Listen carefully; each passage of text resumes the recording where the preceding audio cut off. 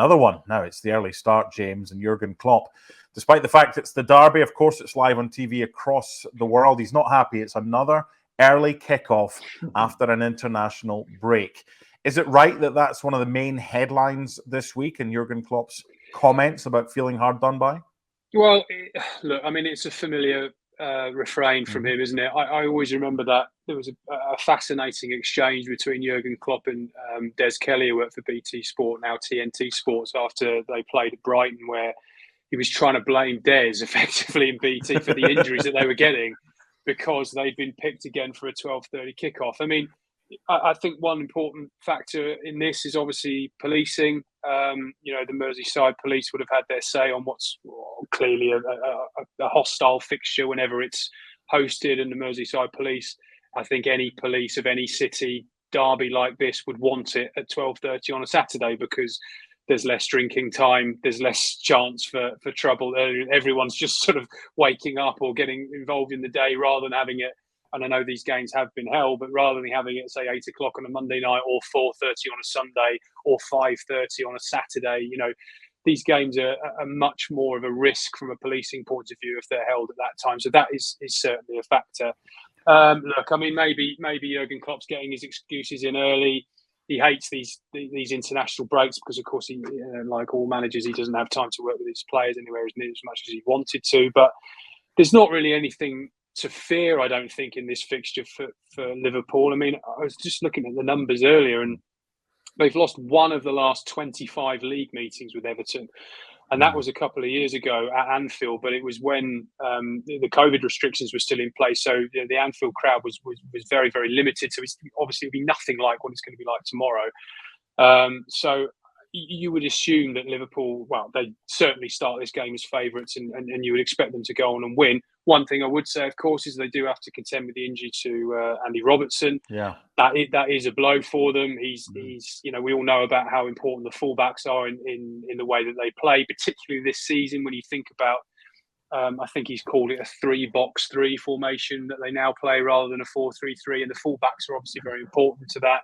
Trent coming in from one side and Robertson giving the width on the other. Whether Tsimikas can come in and do that and perform that role as well as Robertson has done for so long remains to be seen. An amazing thing I read earlier as well, that apparently I don't think Tsimikas has started 2 consecutive league games in his 3 years at Liverpool. So, we're about to find out a lot about how good he is because, Robertson and Trent Alexander-Arnold have been absolutely pivotal to the success that Jurgen Klopp's had. So that is an unknown going into this weekend. A couple of things, Janusz, to pick up from what James said. That win a couple of years ago for Everton was their first this century at Anfield. You have to go back to September 1999 for the last time they won across Stanley Park. And the second thing about the Greek Scouser, as the Liverpool fans affectionately call Tsimikas, Jurgen Klopp was asked about him this morning. He said, of course, he's in contention. He didn't give away whether or not he would start, but he did say he can't start every game. Joe Gomez could play on the left-hand side as well. I think it's Thursday they play next against Toulouse in the Europa League. Do you expect Tsimikas to get the majority of time at left-back until Andrew Robertson recovers from the shoulder surgery? Well, this is his chance, isn't it? I've tried to buy into him as much as I possibly can, but I think over the years now that he's been there, I think when you bring a player like this, it's obviously a little bit of competition to keep Andy Robertson on his toes, but I just don't get a feeling that he's the sort of player that's going to unseat Robertson. And you kind of want that, right?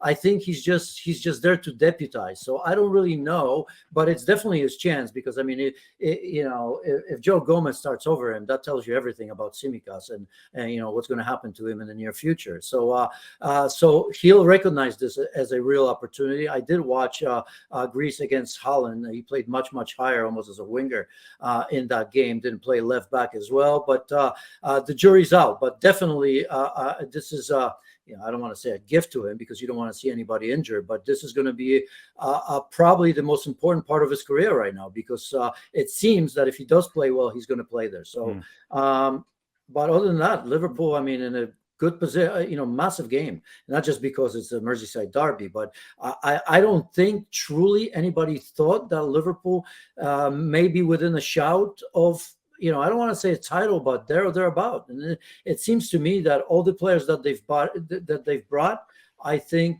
are doing well, and this is going to be a massive opportunity, given the fact that, again, Manchester City have lost, and there's a fight on hands for everybody, because Spurs are not going to give this away. Their schedule is not all that bad. If you look at their schedule in the next 3 or 4 games, they may have some staying power.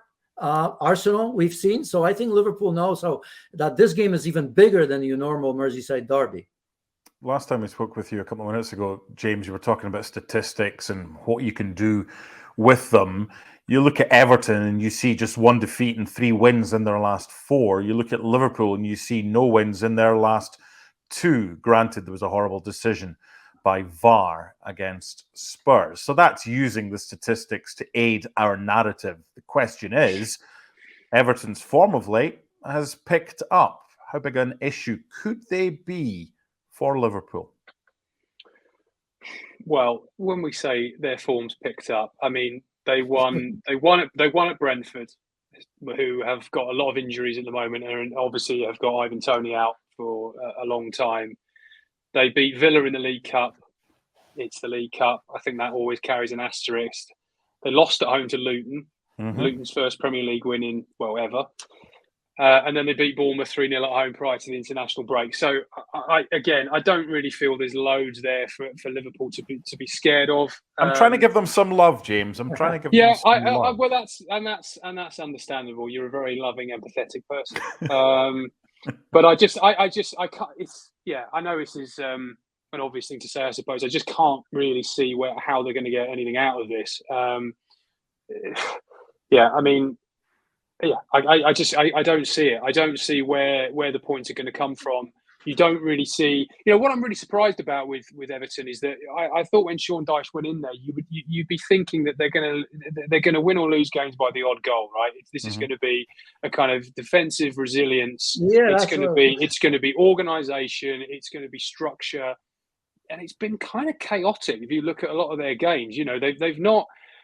It's been a sort of both teams to score, and it's going to go one way or the other type frenzy in almost every game they've played. And you sort of feel as though Sean Dyche is still trying to implement exactly that kind of structure on this team. And had they started this season with that structure going down by the odd goal here or there, you'd think, they could go to Anfield. Early kickoff, Klopp already moaning about the scheduling of the game. Keep it tight for an hour, nick something off a set play. That was kind of the way you could see it going. But because they've not played like that, it's you think, well, if they open up, they're going to surely they'll get destroyed by Liverpool. You just think of the attacking players they've got, and I mean, I suppose the only thing to say is that Liverpool are very open themselves, and if Everton maybe feel like going toe to toe could be the way forward. We've talked about obviously Robertson being out, so there's a defensive vulnerability potentially down the left-hand side. I'm sure it's been covered many, many times about Alexander-Arnold defensively.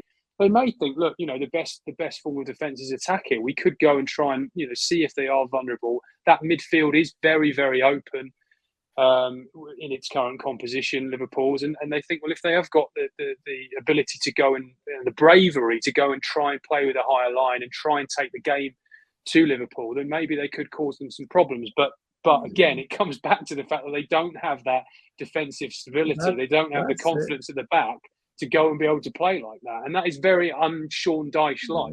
His biggest conundrum. I mean, I was going to say exactly the same. Defensive is an issue. I think going forward, they'll be fine. But if they open up with Salah and Luis or whoever's going to play as Jota, I think there's issues defensively. It's something that's unusual for Sean Dyche. So I think there's no balance, which, as you said, is unusual for Sean Dyche.